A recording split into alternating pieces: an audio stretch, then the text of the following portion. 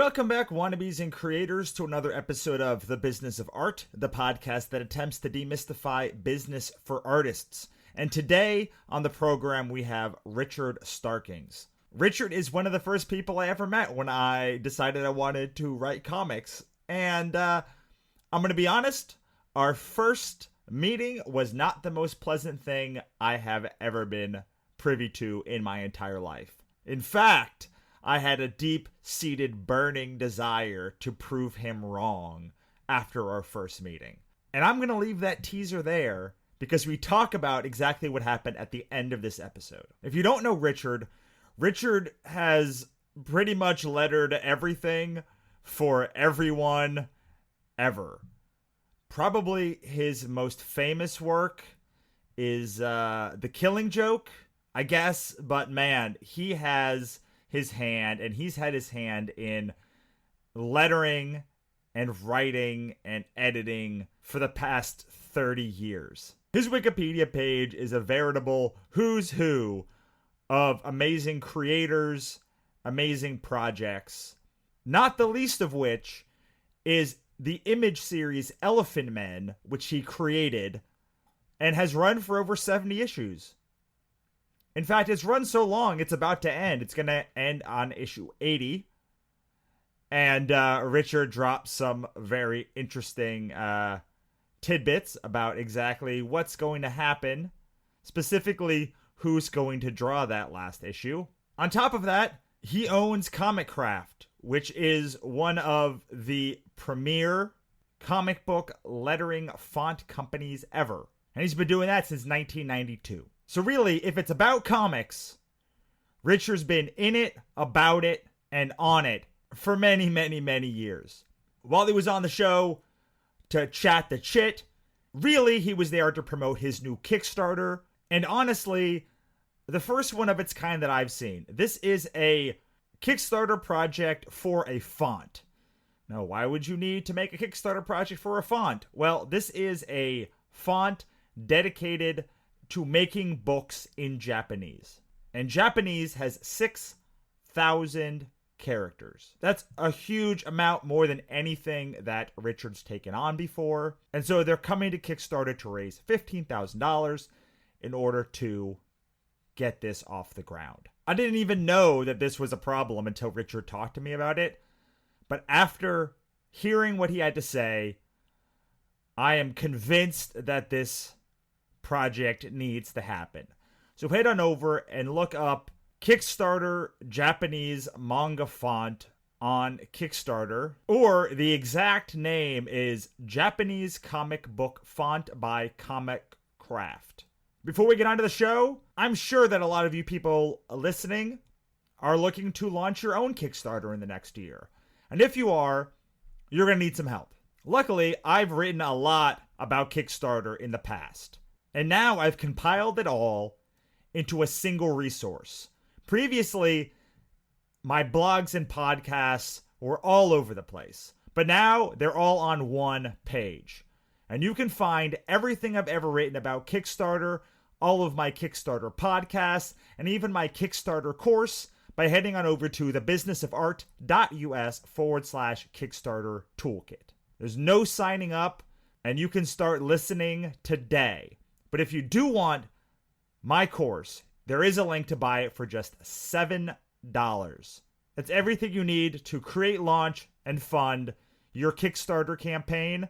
You can get it all, blogs, podcasts, and course, by heading on over to thebusinessofart.us/Kickstarter course. Just so you know, I was actually on location with this episode, and I've never gone on location before, so there's a couple of kicks to furniture and people going in and out of ideal mic range. But just like with our live episodes, what's really important is the content, and the content is incredible in this episode. With that being said, let's get on with the show. Take it away, Richard.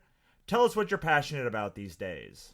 I'm always passionate about comics. You know, I've been described as a lifer, that, you know, I'm in comics for life with no possibility of parole. And that's true. I never really think outside of comics. And even though Elephant Men is close to its last issue, which will be issue 80. I'm just finishing issue 74. I'm still passionate about that book. I'm still passionate about the possibility that it would be made into a movie. It's still under option. It's like the fourth renewal or the third renewal of the original option. There's talk about it being a video game. I have two other projects in the works. One is The Beef with Shaky Kane. The other is a project with Tim Sale. So there's plenty for me to be excited about.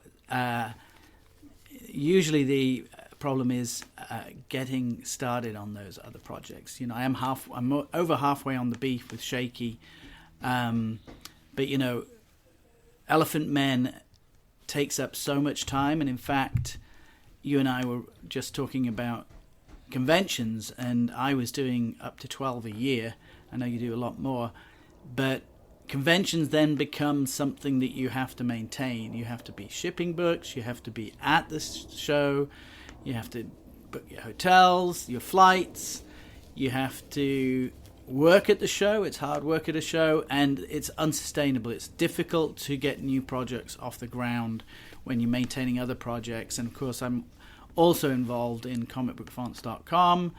I'm also involved in the Kickstarter, which I talked to you about, which is the we're going to make a Japanese font. And you know, I have 3 kids who are all teenagers now, but they require a lot of time and investment. And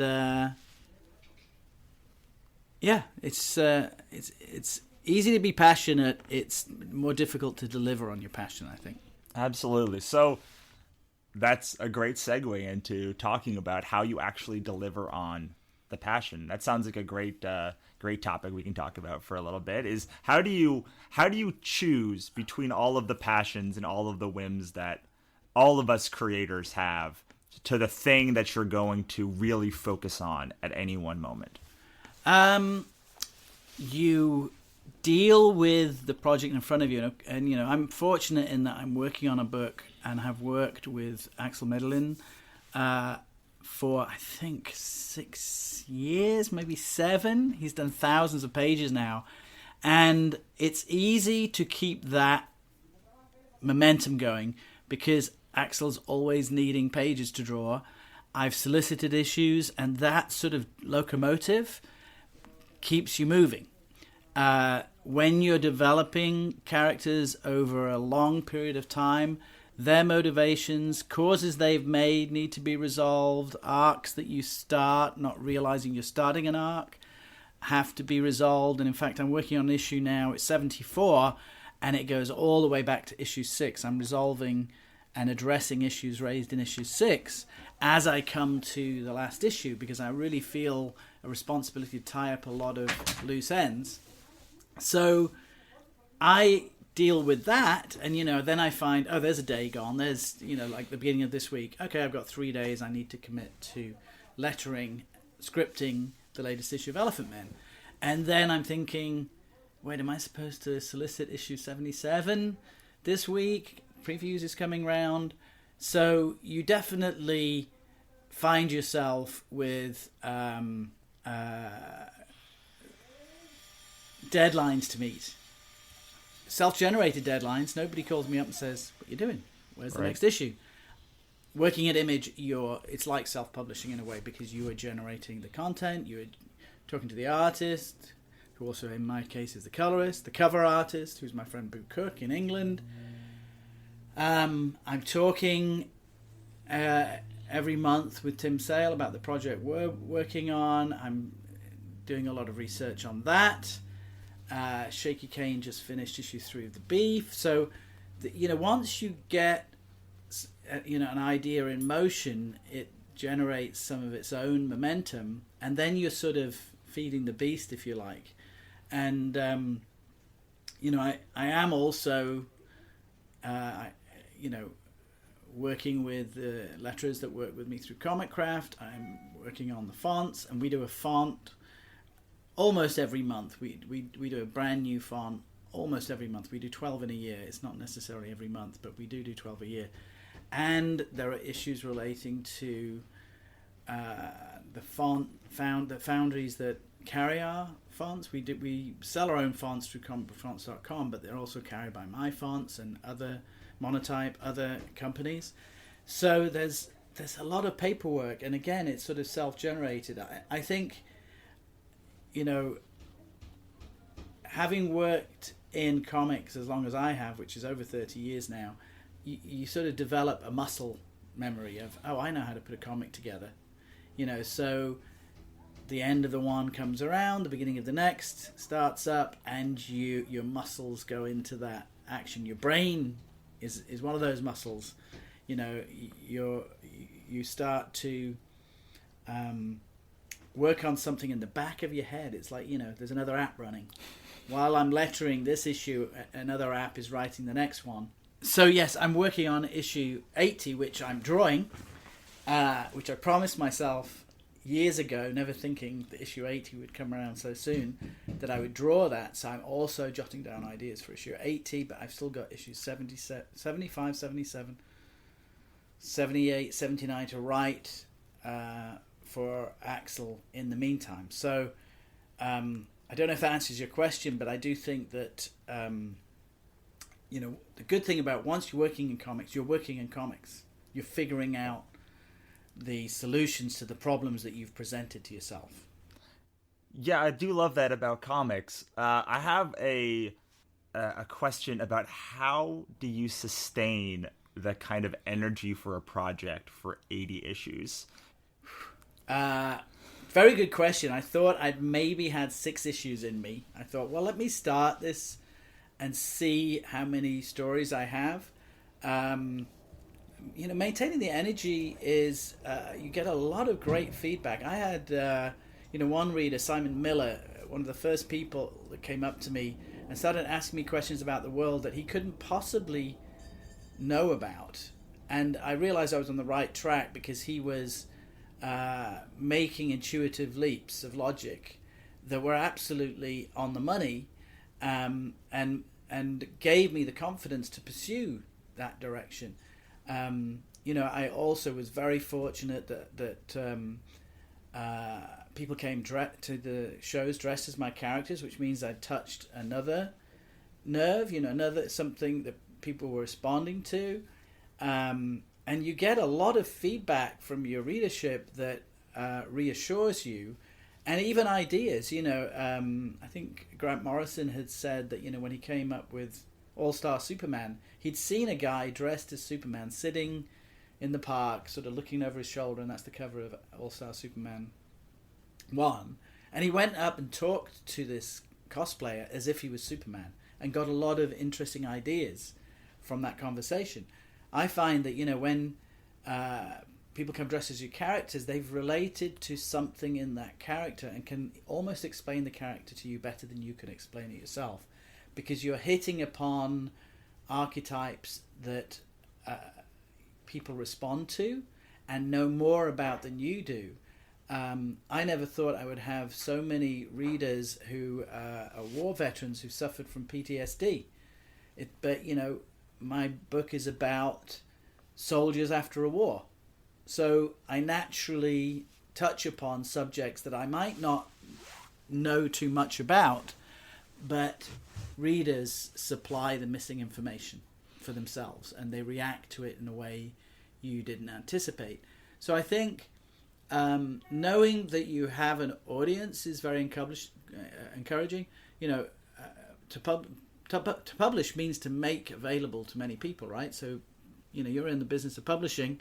You're making your ideas available to many people. That's the point of it. There's no point in just doing it for yourself and reading it, even though everybody says, I write this comic for myself.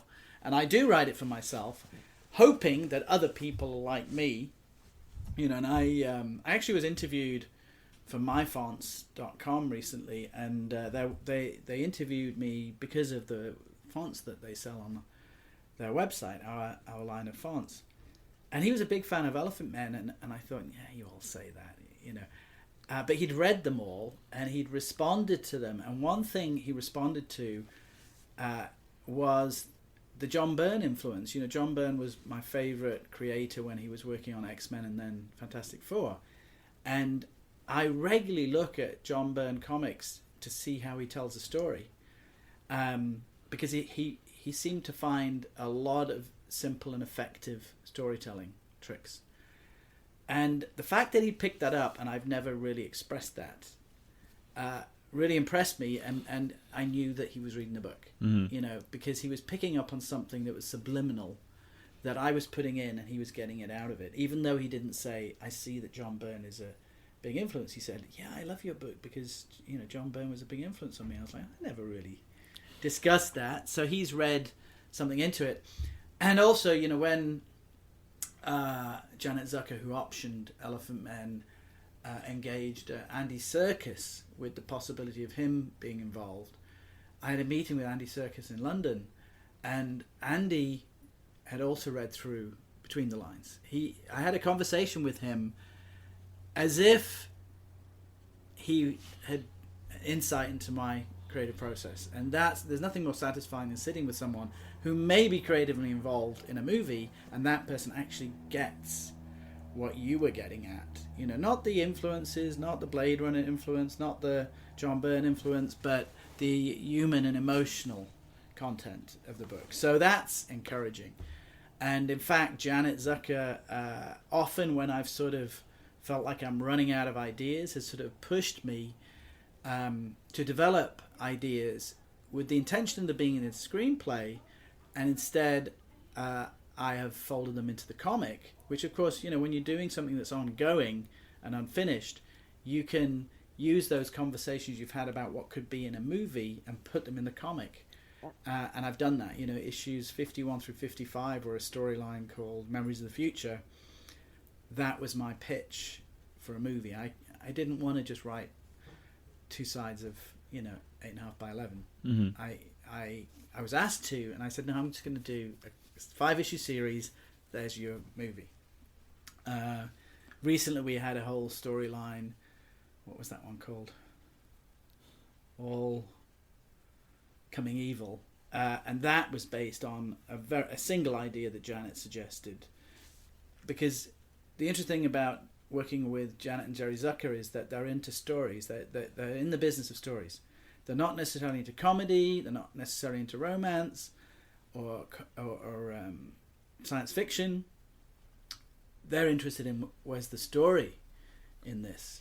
So having conversations about story that involve my characters is really enriching, because then I go away buzzing with new ideas. And in fact, she started calling herself my development girl, because I started having meetings with her, even though we didn't need to have meetings, just because it was so useful to me to have someone like an editor. I've not had an editor. Perhaps, my book suffered because I haven't had an editor saying, you've already done this story. Or, what are you going to do with this story thread? So it's a lot easier than it might look. I'm fortunate in that Image has been really supportive.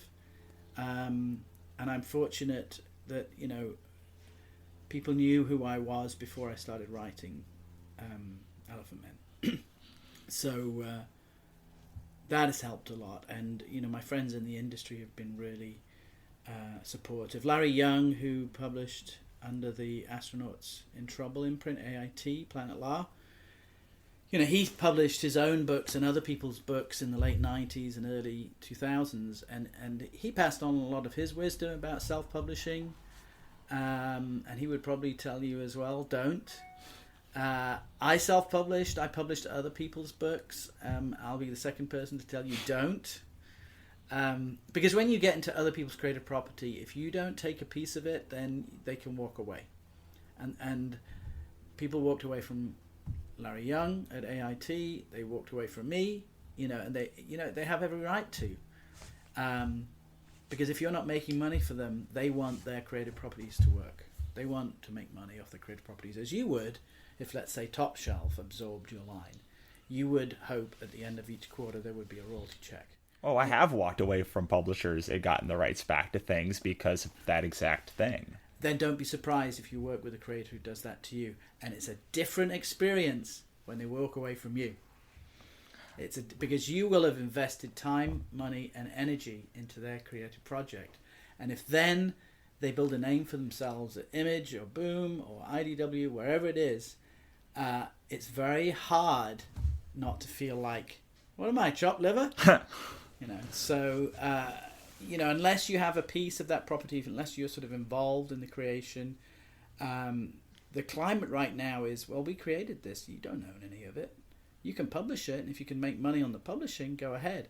But you sort of need that formula of, I always say that you can only really take 30% of the money, and that applies to creators as well as publishers, because there's a big pie, but most of the money goes to the distributor and the printer. They always make money. The printer always gets paid. The distributor always makes a piece of distributing your book. Anything that's left over is what you're fighting over, really. And I had a creator come to me and said he wanted 65% of profits. And I said, well, good luck. Because you can't give somebody that much in this market, Dark Horse certainly doesn't give as much as Image. And the days of full ownership at a publisher other than Image are pretty much gone.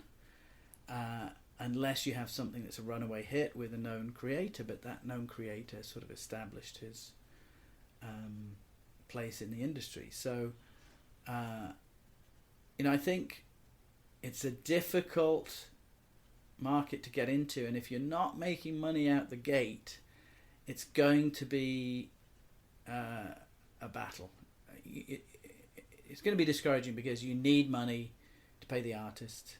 If you're not the artist, I always wish I could be Paul Grist or somebody like that, somebody that can work fairly quickly and write, draw, and publish. I loved his series Kane. I loved Jack Staff, and I only wish he did more. And he kept Kane going a long time. He kept Jack Staff going a long time, but he was the engine, and if you made money, it all went to him, right? So if you're working with an artist, a colorist, a letterer, printer, you've got so many bills to pay, and if ultimately you can't pay them, and if or if your stock gets destroyed in the garage, or if there's so many things that we don't think about that actually happen to publishers. Printers ship your book to the wrong location, and it disappears. Right, so many things that can discourage you. Image gets a much better per unit cost at a printer than you can ever get. Oh yeah, for sure. Making hundreds of thousands of copies. Image gets a lower storage cost than you will ever get. And you can print 2,000 copies of a book, sell 400, and then spend all your profit storing that book at the printer if you're not storing in the garage. Right. It's very true, but on the other side, even if you're publishing people's work for a short amount of time, what I have found is now when I talk to publishers or other creators, it allows you to elevate the level of the discourse in your conversation that you're having with them. So There is some benefit in that respect. Yes, you have wisdom and experience you didn't have. And I published Strange Embrace, which was a 4-issue series published by Tundra UK in the 90s, and it was published by my friend Dave Hine, and it had never been collected, and I approached him, and we collected it both in black and white through my publishing company and in colour through Image, and it's never made me money. Never. I'm still hurting. I'm still negative on that book.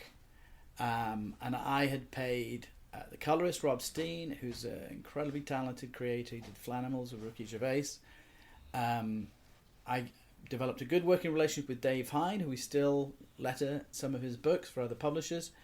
And I have no regrets. That book opened the door for him to work at Marvel and then DC. So he's very happy that I published that book. But I don't have if that gets made into a movie, I don't get anything from that. If either of the editions that I published lead to him making a movie, unless that book suddenly sells and goes through the roof, I don't make any money.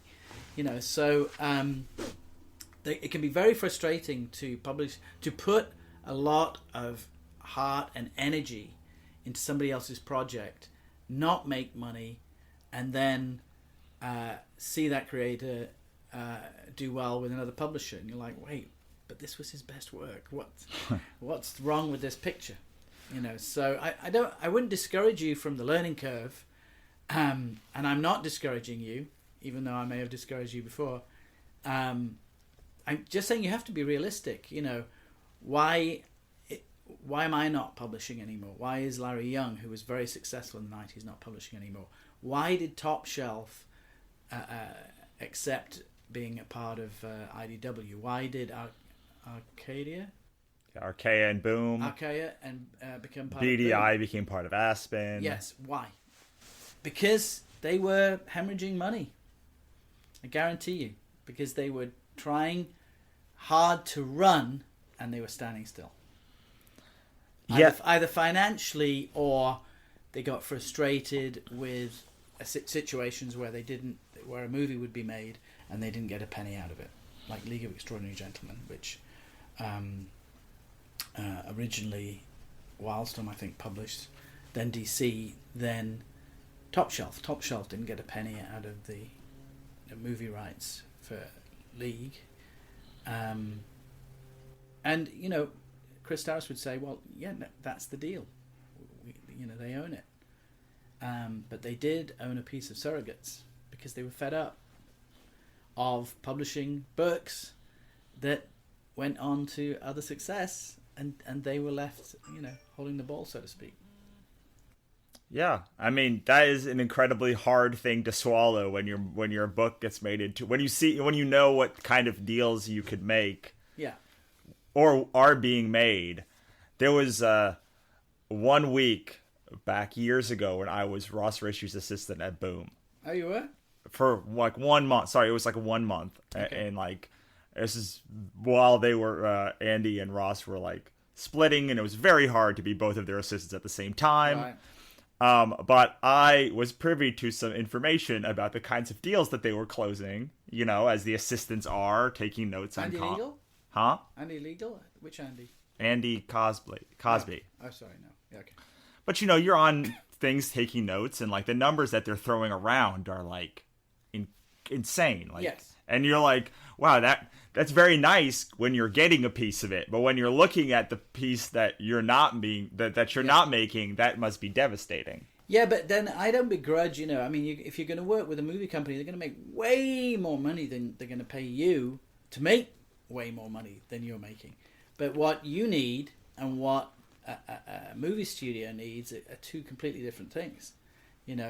Everybody has a price tag and says, I'll do it for this, because then I can buy my house and retire and be happy ever after, So there's always, I always say you don't want all the money, but you want at least 35% of it. You can't give away all the money that's made, so, and creators have to be aware of that too. Everybody that works for DC knows that they're standing on the shoulders of giants, and they're happy to get a paycheck because they get to work on Batman, they get to work on Superman, they get to work on whatever project it is that validates them, and a lot of creators who want to work at Marvel or DC want that validation. They want to play with those toys. I wish I had that gene still in me. I used to want to work on other people's properties. Now I just want to do my own. But like you, I want people to actually buy them and be engaged by them. And, not every Image book is a Walking Dead. Not every Image book is a saga. Not every Image book lasts a year. Some of them last 4 issues, 10 issues, and they're gone. And there's been some great books that just couldn't find an audience. I determined to find an audience. I did what you've done, which is I went to shows, I hand sold it, I did signings, I put up videos on YouTube. We did all those things to promote it. We had a website, and I've been fortunate that I've been able to make it as far as I have wanted to go. I think that's so important what you were talking about you said, I believe the words you used were, we were determined to build an audience. And I do think that there's an audience for almost anything. I mean, there's audiences for furry communities. There's audiences for people that like toes. There's audiences for all sorts of things. Toes? Weird. Yeah, like, there's all sorts of like foot fetishy and like communities that are small online. And if someone can find a community of other people who like dressing up in 14th century women's lederhosen online, and it could be like a profitable piece of the global economy, then I feel like I truly believe there's an audience for anything. However, it comes down to you as the creator to go out and build that audience and find those people. Well, you have to do two things: build the world that's intriguing to an audience, and build the audience that don't know you've built that world. And I've seen reviews of Elephant Men Online of Volume 1 last year or this year where people say, I didn't know this book existed. And I was like, really? How hard have I worked to try to make sure you know this book existed? But basically, there's how many diamond accounts are there? We're selling into a very limited market. If there is 1,500 diamond accounts, then if you sell one issue of your comic to each of those stores, you've sold 1,500 copies. As likely as not, there's a lot of those accounts, the smaller stores, that don't carry the entire Image line because there's about 50 Image number ones a year. Goodness knows how many Boom number ones a year, how many IDW number ones, how many tie-ins, how many Doctor Who comics. There's like 5 Doctor Who comics a month. Star Trek, Planet of the Apes, there's all these franchises. Dynamite is built on franchises. So you're competing with known brands. You're a small new box of cereal on the aisle where there's cornflakes, Captain Crunch, and Rice Krispies, right? Mm-hmm. They've been around for years. Their logo is imprinted in your 5-year-old brain, right? So your new product on that line, if it doesn't sell, if people don't like the taste, if they don't get to know it exists because it's not being ordered, because you can't make enough boxes of cereal to fill every grocery store in the United States, then you're going to get crushed. Because people like things that taste the same. And what I've tried to do is 80 issues of a book where it tastes the same for 80 issues, because that people come back for more. We want more of Hip, we want more of this character, we want more of that character. So you have to say, this is my brand.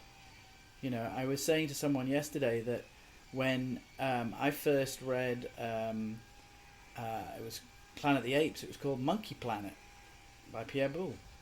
It was a science fiction book that they didn't have the courage to call it Planet of the Apes at that time, even though the movie was out.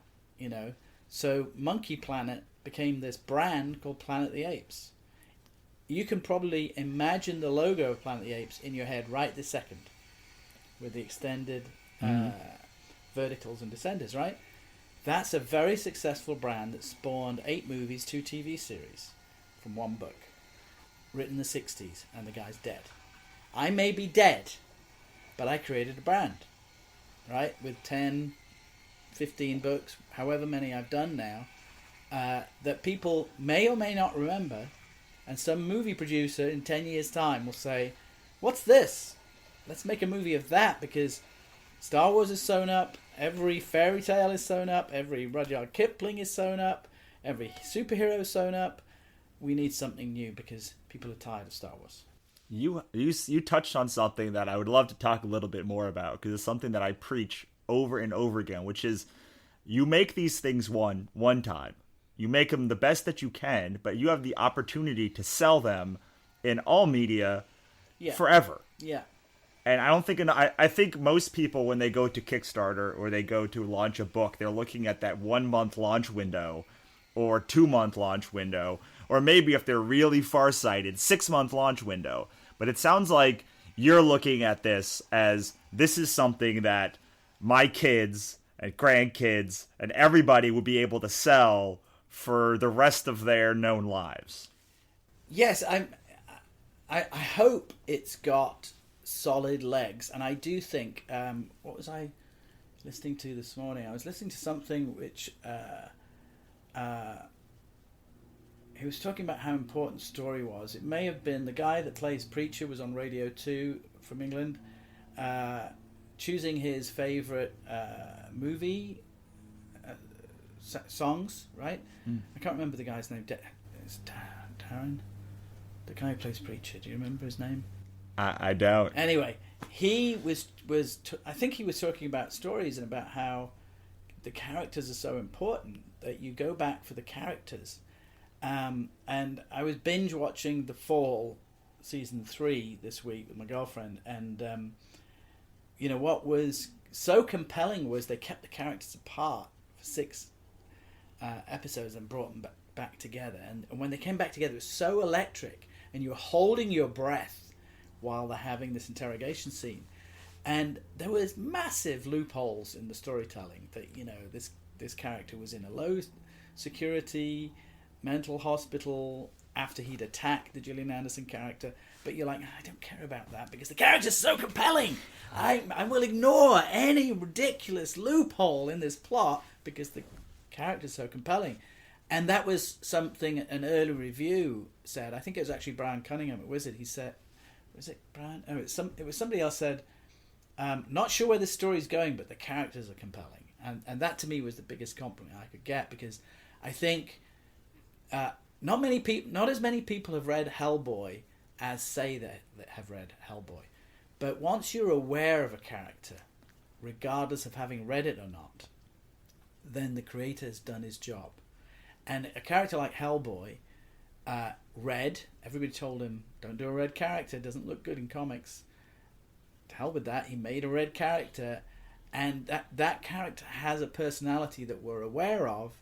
Maybe you've seen the movies, maybe you've seen posters for the movies, maybe you read comics but you've never read Hellboy because there's just so many volumes, you don't know where to start, it's intimidating, but you know the character. And I think that's something that if people say to me, oh, I've heard of Elephant Man, this character looks badass, I've done my job, because I put that image out there, and increasingly I don't have to explain the book. I don't have to explain what the book's about. I might have to explain, well, this is the newest volume, or, oh, you're a new reader, start here. Why not here? Because this is thinner and cheaper. Oh, what, you want to spend more money? Get these 2 volumes, So, I think that's a worthy goal is not to make sure that my kids and grandkids can squander, the fruits of my labours, but that you've made a character that makes an impression because you enjoy those kind of characters. I enjoy the Fantastic Four. I enjoy Doctor Who. I enjoy Alien. All the characters from Alien, such great characters in that movie, such immediately identifiable characters. Wardrobe was doing a great job, makeup was doing a great job, casting did a great job. I think Ridley Scott cast Sigourney Weaver, even though that character was supposed to be male. That's a great decision. So the way you think about characters, and one thing with Elephant Men is I had lead characters that were all grey. And right up front I said, make sure the rhino is blue-grey, the elephant is green-grey, and the hippo is pink-grey. Because I know that in comics, if all your characters look the same, people can't tell them apart. Ghostbusters, the movie, they wear the same tan-coloured uniforms. In the cartoon, one is green, one is blue, one is tan, one is red, I don't know. But you could tell the characters apart by colour, not just by their suits. Because you don't have the advantage of hearing actors' voices and seeing their different body language in a cartoon or a comic strip. So you have to think about all those issues when you're putting together your own comic book. And like I say, that sort of muscle memory takes over. I have made those decisions, so you see the results of those decisions, but you're not really aware that the decision's been made. But it affects how you react to the characters, because you can tell them apart, but you're not having to think about telling them apart. Right. Those little subtleties, I think, are where younger creators fall. I don't want to Yeah. say fail, but fall flat in their when they're creating something. Yeah. I also think that the fact that you can use any color out of a million colors in your comic now is detrimental to good storytelling because, I was mentioning John Byrne earlier. Sometimes background would be 25 yellow, 50 yellow, 50 yellow, 50 red, 50 blue. There was a percentage. There was only 64 colors available. So the colorist had to work within that limited palette to create emotion and storytelling with color. Lots of colors these days want to color things realistically, and you'll get pages and pages of drab, grayish, brownish mud. I see a lot of that stuff on DeviantArt where an artist can clearly draw, but they're trying to make something so realistic looking that you can't see the story in the picture. You can't see the important character in the picture because colorists back in the day were trained to put a white background so the character popped out, or a blue background, or it's a fight, let's have some reds and oranges and yellows, let's have a burst, so you do have to think about clarity. One thing I admire about The Walking Dead is black and white, and always has been. Boom, black and white. It's like Night of the Living Dead. And Charlie is an expert at simple, effective storytelling. Easy establishing shots. It's a guidebook on how to put together a comic book that's very easily read. You can just scan it and see what's going on. Boom, zombies' heads exploding. He's not tricky. He's not trying to, paint a great masterpiece. He's telling the story simply and effectively. Because that's what it's about. It's about the storytelling that Yes. that molds. That's what I love about comics. Is it's the beautiful merging of art and words that tell a story. Yeah, and that was what used to attract me about lettering, is that you are actually the first person to marry the art with the script. Until you're lettering the comic is not a comic. It's just a series of pictures. When you put the lettering on the pictures, and letterers have much more control over the way the story is told than most writers realize. I'm sure there are a lot of frustrated writers, but I've also known a lot of writers they don't see the changes you can make with lettering. They want it very dry, very soundtrack, minimalist, and no special effects or no thought on placement. No thoughts on the sort of two-dimensional planes that exist within artwork for lettering, because artwork is three-dimensional but lettering is two-dimensional. And I've always enjoyed threading the script into the art in the form of lettering. It is sort of, you have to be invisible, but you have to be good at being invisible. Yeah, there's nothing worse than when you're reading a comic and the lettering or the bubbles take you out of the process of being immersed in the story. Yeah. And a bad font can do that. Bad pen lettering can do that.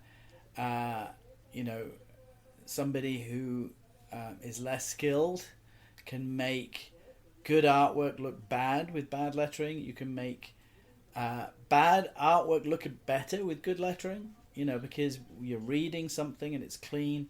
But ultimately, everybody has to be focused on storytelling. If they're not focused on storytelling, you've got an uphill struggle. And I've lettered a lot of comic books by creators who were not good at storytelling. They haven't learnt the craft. They admire it. They admire comic books, but they don't see the craft, so they don't learn it. Yeah, one of the things that happens to me when I write a script is I'm not a letterer. I'm not an artist at all, even though I did draw my own book, but and letter my own book, just to see sort of what the process was, so I could better understand the artist process. But I overwrite scripts for the artist, and then when I get the pages back, I put bubbles, like very crude bubbles, on every page, and I basically cut out 90% of the words on the page so that the letterer, when the letterer gets it, like it actually merges those two pieces to like he or she can merge those two pieces together in and make the piece. And I think complete. that one of the hardest things when you're working on production line books like Marvel and DC is, I really respect and admire Kurt Busiek for bringing out the best in the letterer, the colorist, the designer, the artist, the editor. When Kurt works on a book, he suffuses his projects with so much quality. And he does that by being a really nice person to work with. He's really generous. He's really invested in every aspect of the book. And, I enjoyed working with him on Conan, the Dark Horse relaunch of Conan. We're doing Autumn Lands with him now, and we've been doing Astro City for years. And he's one of the few creators that rewards letterers and colorists with a royalty. Matt Wagner being another one. Because what they want is they want the best out of you, and they know that if you're invested in a book and you're getting some reward other than the flat page rate, then you're going to think, oh, this is my favorite book. This is the book I'm going to... But it's not just the reward. The reward is working with Kurt because he's able to create a team. Jeff Loeb's also able to do that. There are other creators that don't seek it, and I encourage them to do so. You've got to get to know your team, and I've always worked closely when I enjoy working on a book as a lettering artist. It's because I know the artist or the writer or both. Jeff Loeb and Tim Sale, great examples. I've always enjoyed working on their projects. J. Scott Campbell, great collaborator, very excited and enthused about all his projects almost to a fault, but he brings out the best in everybody he works with. There's so many projects where we've been in on the ground floor. We were in on the ground floor of Battle Chasers with Joe Madureira, Red Star with Christian Gossett, and those are the exciting projects where something new is being created and you're asked to be a part of it. And you're able to create something new because there's no rule book for the lettering. There's a rule book on lettering for Spider-Man. Nobody wrote it. It's just, okay, let me look at 500 issues of Spider-Man, see what works.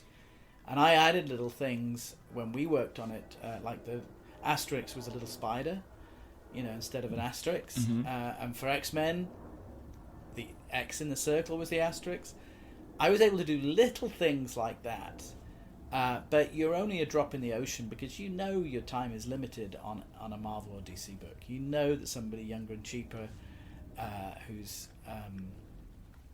calling the editors more often or buys them drinks in the bar. You're always when you're working on a project for the big two, so to speak, everybody wants to work for the big two. So ultimately, if you're not at your peak, if you're not the cheapest option for the best, mm-hmm. there's somebody's always looking to step into your shoes, and I was that way too. The great thing about working on your own project is you're not compared to the work somebody else did on that project. Whenever there's a new Batman story arc, creative team, you're being compared to Frank Miller, Alan Moore and Brian Bolland, Neil Adams, everybody. And those are giants. And if you want to walk in those shoes, you better have some big feet. So, like Scott Snyder and Greg Capullo have done really great work. And I really enjoyed seeing Greg's pencils. He used to email everybody on the team the pencils, and it was just beautiful to look at. And he was invested and excited and energized. But his run's come to an end. He's doing an image book, so somebody else has to step into those shoes. And everybody seems to want to work on the icons, totally understandable. But when you work on your own book, you find your pure audience because they're reacting to what you are doing. They're not expecting it to be John Byrne, Chris Claremont's X-Men, right? They're not expecting it to be something that they loved when they were 12. Yeah, there's nothing quite like selling somebody a book and then a month or sometimes a day, sometimes the same day if you're at a show later, they come up to you and say how much they love your thing. Yeah. Because it's not somebody else's thing. This is like a thing that you created from your mind. Yes, and that's there's a big difference between somebody going up to Scott Snyder and saying, "I love your run on Batman," and going up to him and say, "I love Witches," because he knows that the people reading Witches are reading his book, not his version of somebody else's book. You'd have to ask Scott if that's true, but I would imagine it to be true. It's true for me. I really appreciate people who just come up, shake your hand and say, "I love your book," and walk away. You know, they didn't want to give you money. They didn't want to get something from you, a freebie, or they just want to say thank you. That's a great feeling. You know. Yeah, that is a great. I never get sell a lot of books at shows and over the course of a year. And that the connection that you make with somebody when like you tell them the story and their eyes light up and then they're like, "I gotta have this." Yeah. You're like, you know, I'm used to having to continue on to explain the process, but like you can just stop. Here's money, I want it, and then they come up and are like, "It was totally worth it." Or they go to the ATM because they'd run out of money. Yeah, that's a great feeling where people actually go to the ATM and come back. You know, they don't just say they're going to the ATM. Right. And it's very difficult. Shows have become so successful in and of themselves that the moment shows are successful, they attract the people who take the easy money. They attract the celebrities who want to charge $200 for a photograph, and you get the looky-loos, you get the families coming in who just want to look at cosplayers for the weekend. It is very difficult to make money consistently at shows, especially successful shows, because then you're competing with everyone else that wants to be at a successful show. The moment somewhere is the place to be, it ceases to be the place to be. Mm-hmm. You always want the show that's growing.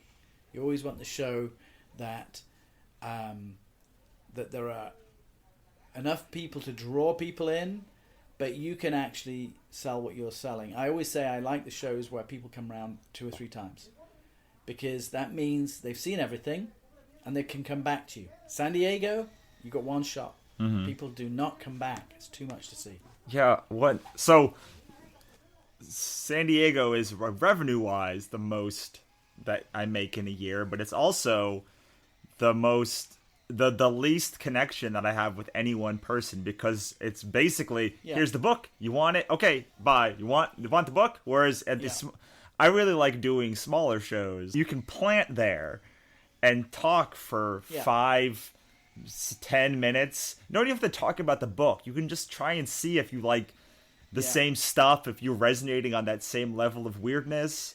Yeah, and usually people stop because they've seen something that you've put up there that they go like, "What the hell's that?" And my great thing is, that's not an elephant. And it's like, "I've got you." You know, because not all my characters are elephant men. It's just a generic term. So the moment they say, "But that's a hippopotamus," I've got them, you know. So because even though they're saying you got that wrong, I'm able to pitch my book. The great thing about the title Elephant Man, because initially I called it Hip Flask, people didn't know what to make of that. The moment I changed to Elephant Man, they had a preconceived notion that I wanted them to have. It does what it says on the tin. They're men, and some of them look like elephants. But why don't all of them? You know, you've got a hook that pulls people in, like Planet of the Apes. It's a planet full of apes, you know. So, you know, you want something effective. It's a war in the stars. You know, we want things that are easy to digest. Batman, wonder what he looks like. Yeah, you know? So it's people don't put enough, certainly don't put enough value in this sort of title. They're dead, but they're walking. Oh, the survivors are actually the Walking Dead. Right. I can't tell you how many times people stop and go, "Katrina hates dead shit," or "My father didn't kill himself," or whatever that. What is that about? And it's like you said, like that moment, like they point it out. Yeah. It's like, come on, let's go. Yeah, just reel you in. Yeah. So I want to get the reason you're on is to talk about your new Kickstarter. Sure, yes. And let's talk about Kickstarter. yes, Comic Craft's first Kickstarter. first Kickstarter. Before we talk about the specific Kickstarter, I want to talk about what you love about lettering. What is it that you love about the art of lettering? I think I mentioned it earlier, which is being the first person to make art and script into a comic. I mean, it really is that. But I also feel, I've said many times before, lettering is a performance. You're actually an actor, because if you're really given the freedom that you need to make the sounds that the sound effect requires, to create the signs that a graphic designer would be ordinarily in the real world designing. You are all these things rolled up into one. You're a Foley artist, you're a sign painter, you're a billboard poster designer, you're a magazine designer, you're doing title pages, you're doing display lettering, you're putting the word Skycab on somebody's uniform, and you're affecting the pitch and timbre of dialogue, whether that's using bolds or italics or making the distinction between the two. Are you using italic in a caption? Are you using Roman lettering in a caption because it's a quotation? What colour are the captions? What colour are this character's captions? What colour are that character's captions? You are making performance decisions about how the characters in the comic strip are delivering the words written by the writer. And I think you could give 4 different letterers the same script and get 4 completely different performances. And it sounds pretentious, but I do think it's true. I think that in this day and age, a lot of writers exert more control. They want to tell you what font to use. They want to not have any bolds. Or, Warren Ellis doesn't want any sound effects. And it's like, fine, that's a decision where you're directing the lettering artist. You're saying, don't put any sound effects in. They're not in the script. Don't put them in. And working on certain books, I've been told add some sound effects, by the editor or the writer, who doesn't really want to have to think about that, and then we'll come back and say no, not that one. Put another one in. So, I don't mind being directed at all. I actually like working with Warren Ellis because there's a sort of very chill simplicity about the way he wants the lettering to look, and I know what not to do and what to do. With Kurt, same thing. John Rochelle, who works on Astro City, knows what Kurt likes and what he doesn't like, and Kurt likes a lot of variety. He likes different captions and different fonts, and there's a lot of work in a Kurt Busiek book, and Autumnlands looks very different to Astro City, and Astro City looks very different to Conan, and he works with us because he knows that we will, say, jump, how high, so, that's what attracted me, was that sort of, I used to love working on the artwork too. I did some lettering on The Killing Joke on Brian Bolland's artwork, which is like, what if I spill ink? I whited out words on Brian Bolland's artwork. I've worked on some incredible artists, John Buscema and Gil Kane, and artists that I was like, how am I involved in the production of this comic book? And lettering is a way of working with many different artists, which not a lot of people get to do. So you get to see storytelling tricks. You get to see little details that a lot of readers don't see, especially when you had the artwork in your hand.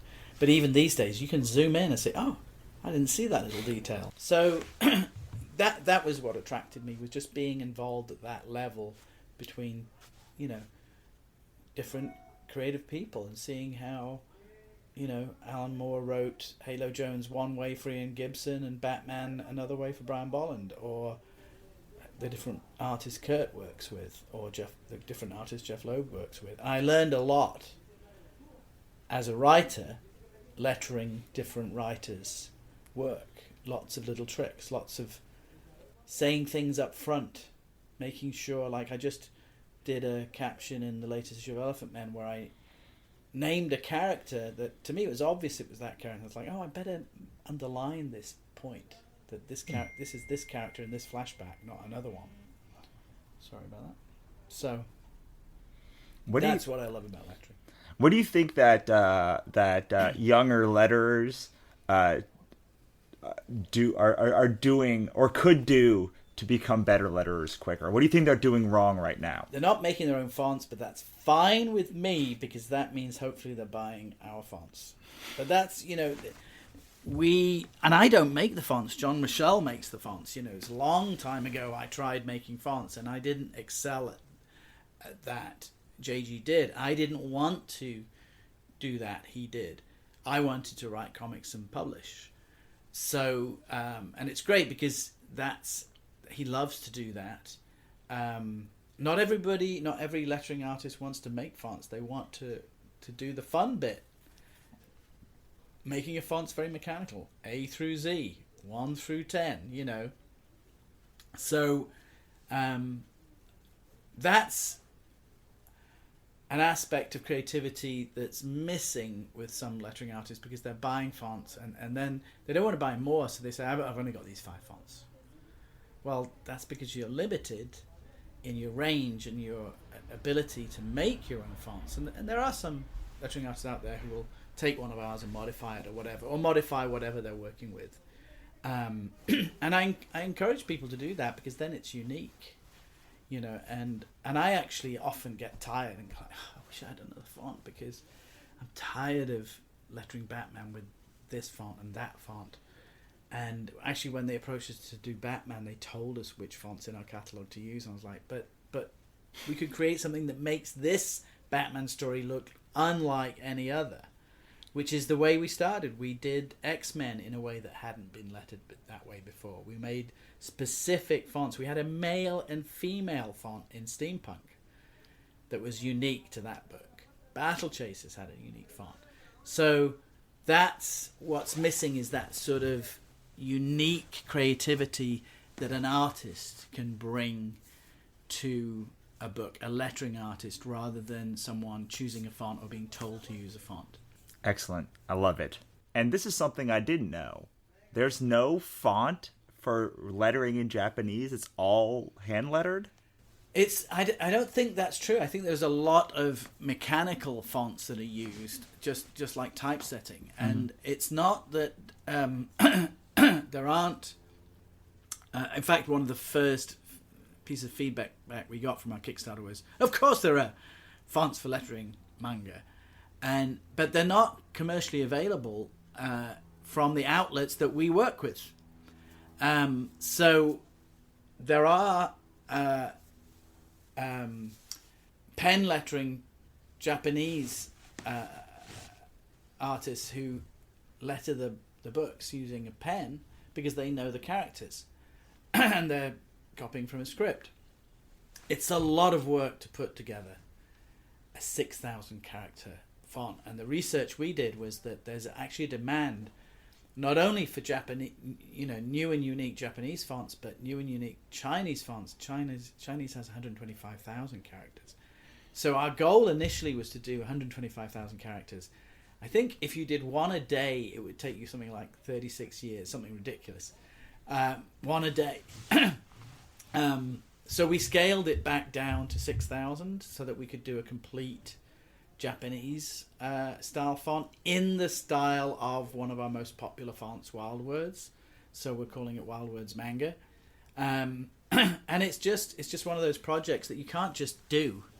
The reason we went to Kickstarter as opposed to just putting together a font, 125 characters for a Roman alphabet, was because of the scale. And if you've been to our Kickstarter page, you'll see, we explain it's not just about swapping out words. There's so many nuances in Japanese and Chinese. The juxtaposition of two different characters means something completely different. So we started these fonts for Blizzard, for their Overwatch comic strips online, because we were lettering those strips in 12 different languages. And I foolishly said, I think we can do that. And I said to JG, can you make some Japanese and Chinese letters for whatever's required? Yeah, I can do that. And I think he called me up after a month and he said, what did I agree to do? And then he got it in his head that we would do a Kickstarter, and so we could do a complete font, because you can't sell an incomplete font. And if we need it, someone else will need it. That's how we started selling fonts in the first place. I imagined that, when I started lettering, what if I could have bought fonts? And of course, that's what letterers do now. But we were using, Letraset for a lot of our display lettering in Marvel UK Comics. And Letraset was extremely expensive. It was £12 a sheet, which is like over $20 a sheet. And I remember thinking, these guys are making a lot of money selling me sheet after sheet after sheet of Letraset. Dry transfer lettering. Again, you couldn't reuse the letters. We did. We used to cut them out off the backing board and paste them. But what you really wanted was a fresh sheet, because also the sheet would get all bubbly and crinkly and letters would break. And I thought, what if you could have bought a font then for the same price and never have to buy another sheet? So that's why I started selling fonts, because it was almost like sending them back to myself. Look, you'll never have to buy another sheet of Letraset, and these are actually comic book style fonts. So that sort of leap of logic led to the comic book fonts business. We have over 300 font families on our website now, also available through other channels. And we'd like to make a Japanese comic book font available. So we're about 10-12 days into a Kickstarter. We're, I think, nearly 15% funded, so we need more backers. You know this feeling. It's like, am I going to make enough money to do this project? And we want to make the project, and anybody that needs this font can buy it at a lower rate during the campaign than they can when we actually put it on the websites for sale. And we're trying to reach the Japanese language community, which is notoriously difficult to sell things into Japan. I'm sure there are Japanese lettering artists working in American comics that can use a font like this. It might not be the first. It's the first one we've done, and we're already wondering if we're completely crazy to do it. We've made a start, with the Blizzard strips. I think we already have done a quarter, maybe just a fifth of the amount of letters that we need. So, that's, rather than do a book and get a Kickstarter campaign we're doing a font, which people don't necessarily understand. They know much better now than they did 25 years ago. When we started selling fonts, people didn't really use the word font. They used lettering, calligraphy. Now it's like, have you got a font? What font is this? Nobody used to look at comic book page and say, nice font. They used to say, nice lettering. Right. In fact, the first time I saw the credit for letters, I used to think, does this person read all the letters that get sent to the, because I'd never seen that credit before except in British reprints of American comics. And I was, letters? What does that mean? I was 5 or 6 or whatever it was when I started reading comics. So, that's our goal, is to, basically fund poor JG and his assistant sitting there matching the style of the characters in this sort of Sharpie style that we created for Wildwords. So this is incredible. So the average font, you said, had 125 characters. The Japanese font or the manga font you're trying to create has 6,000 letters, 6,000 which characters. which means the amount of work is almost equal to half of the sites the fonts you have on your site for one font, something like that. Yeah, perhaps you're right. Yeah, it's a lot of work. Yeah, Cyrillic. We have some Cyrillic fonts, and I think that's about 500 characters if you include all the Eastern European characters. And for the longest time, when we started out, we didn't, we had the ASCII keyboard, and we created every letter that's on that keyboard. But then Finland would write and say, well, we need this character, It's got an umlaut and a slash through it, or and it's a great industry to be in because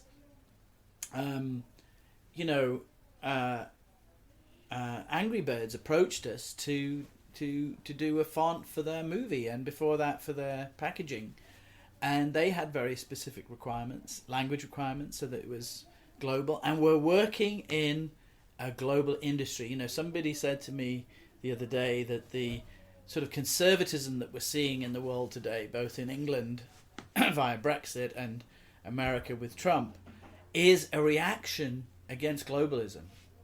But we're in a global economy. When I go online to Amazon to say I'm sending a book back and I want to be refunded, I'm talking to somebody in India, right?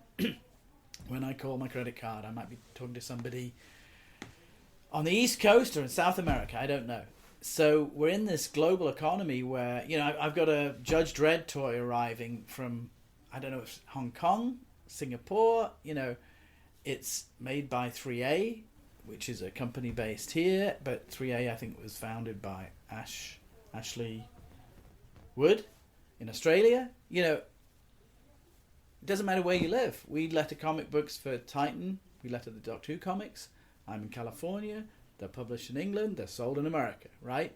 So we're in this global economy, and I just figured that if Blizzard is approaching us to letter books in 12 languages, then eventually Comixology will be wanting to publish books in French, Spanish, Japanese, Korean on the day of release.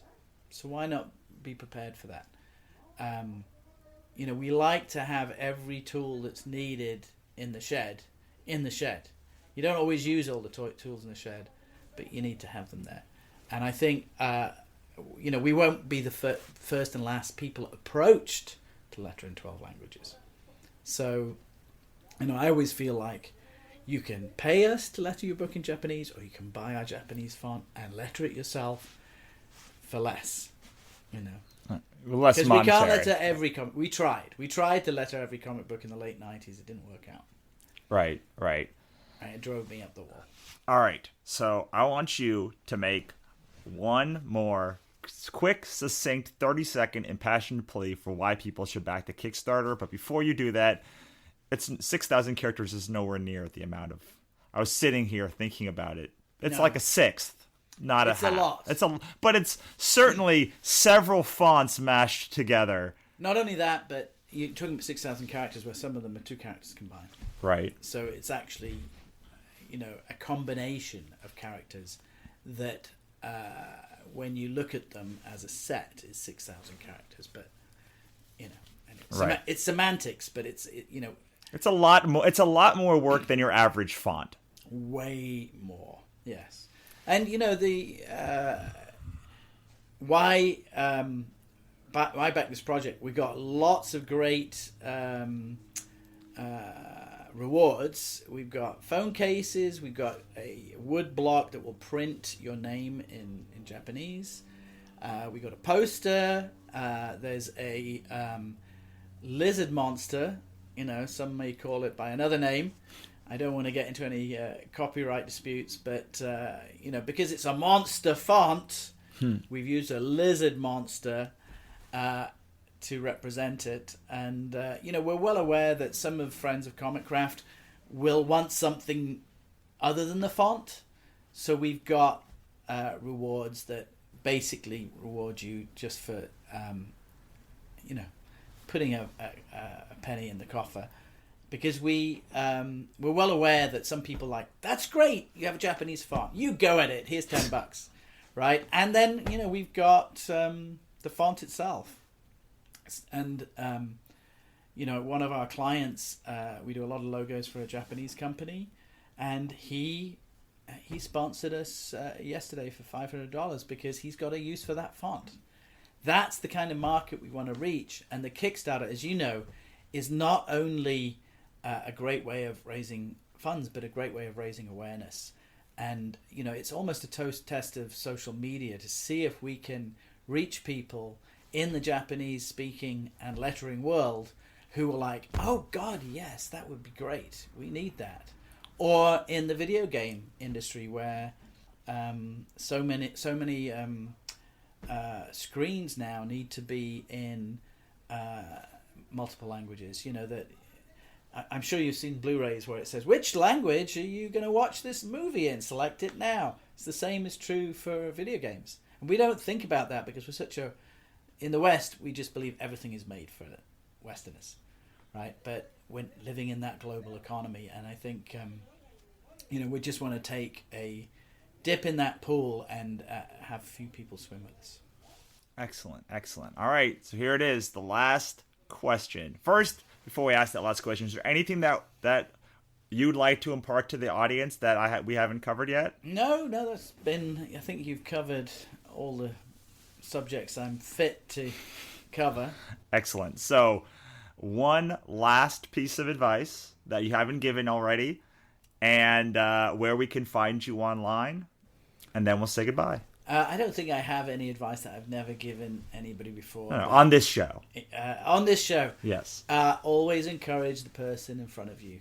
You know, I think you've learned this, I've learned this, is, people are buying who you are, So be a nice guy, encourage people, encourage them to do their thing. You may have thought that I didn't want you to write. I've been actively encouraging people by discouraging them since I was in my 20s. Because when I worked at Marvel UK, I used to say, oh, you want to work at Marvel UK? Come down to London. And one guy came from Scotland. And I knew he was going to have a successful career because he came down from Scotland. Wow, I get to go to Marvel UK. And my boss used to yell at me, like, why do you make them do that? To see if they really are passionate. When you approached me and I said, give up now, that's not the first person I've said, give up now. Because if you haven't got the passion, you shouldn't be in the business. You've discovered already, you've got to be passionate about it. So encourage the person in front of you, even if you seem to be discouraging them. So, to give a little bit of context, 2010, I went to my first Comic-Con. Was it San Diego? Yes, San Diego Comic-Con. And I brought a little, ash can thing, and I was showing people. It was a script. Yeah, it was a script, and then a little, 8-page ash can of, the book. I had this book called Wannabes about fake superheroes that get real superpowers. And I was bringing it around, and I still remember it to this day. I brought it up to Richard as he was signing some things, and he had all right, I'm back, and he had a big signs behind him with Elephant Man. It may have been 2011. I forget if it was 2010 or 2011, but I do remember I walk up to him and I say, Mr. Starkings, I'm a writer, go through my little pitch, and he goes, oh, you're just a writer? You should give up now. You can't make it in this business as just a writer. And I carried that for either 5 or 6 years until this year. I was like, man, I'd see him at shows and be like, man, I can't wait till I have some freaking books so I can throw it down at his table and be like, so remember when you said you couldn't make it as a writer? Boom. And what did I say? So when I finally did, he goes, I threw it down on the table. He goes, congratulations. Of course, I say that to every single person that comes to me. Not every single person, but writers particularly have an uphill battle. It's very easy to see an artist's strengths. And I think I said that to you. When you show somebody art, you can have an immediate reaction to it. A script, I'm not going to read it. Janet Zucker sends me movie scripts, and I say, I'm not going to read that. Make a movie, and I'll watch it. But I'm not going to read a script and tell you what I think about it. I'll watch the movie after you've made it and tell you what I think about it. Well, now I'm on the other side of that, and I totally understand. Because there's a sort of extinction point that happens with creators where a lot of people want to make a thing. Some people are very motivated to actually write a script. But there's very few people that cross this sort of imaginary extinction point and actually have a thing. Yeah. And it's very hard to get invested in every single person that comes to you and says they want to do a thing. Yeah, because actually giving people that energy is draining, because I used to have people come to me when I was a pen letter and say, teach me how to pen letter. It's like, really? Teach you how to take my job away from me? That's what you want me to do for free? You want me to tell you what pens to use, and I always did, because I knew that they would reach that extinction line where it's like, I can't do this, because it takes talent and passion. 98% perspiration, 99% perspiration, 1% inspiration. That's what it is. And people look at me now and say, I want what you have. I want a library of books. And I was like, good luck, because I know how hard I had to work. I know when I was at shows sick, or woke up with a stiff neck because there was a cold breeze, or I couldn't afford breakfast because I didn't have any money in my bank account, because I just paid it, just bought the airline ticket, paid the room, and I had to go and get a sandwich from a hole-in-the-wall diner. You've got to go through. You've got to be prepared to go through that. And some people just think, oh, look, you've got everything. How do I want everything? Okay, well, I give up everything first, and then you can have everything. That's my unheard wisdom. Give up everything and you can have everything. Excellent. I love it. And is there a place that we can find you online that you want to pitch? Yeah, well, yes, I want you to go to Kickstarter, obviously. It's Japanese comic book font, and www.comicbookfonts.com, and Elephant Men on Facebook. Excellent. Thank you so much, Richard. Thank you. So that was Richard Starkings talking about his career, publishing, working with Marvel and DC, and creating his own comic. And I loved this episode. One thing I love about this show is we'll have early stage creators, mid-career creators, and seasoned creators all together, mixed and matched, so you can really get a sense of how everybody helped build, create, and launch their career. And Richard is a wealth of knowledge. And I really appreciated him coming on. If you appreciated it too, please head on over to Twitter and let him know. And if you really appreciated it, head on over and back his Kickstarter, which is live now. If you like this episode, consider going to thebusinessofart.us/iTunes, subscribing, rating, and reviewing today.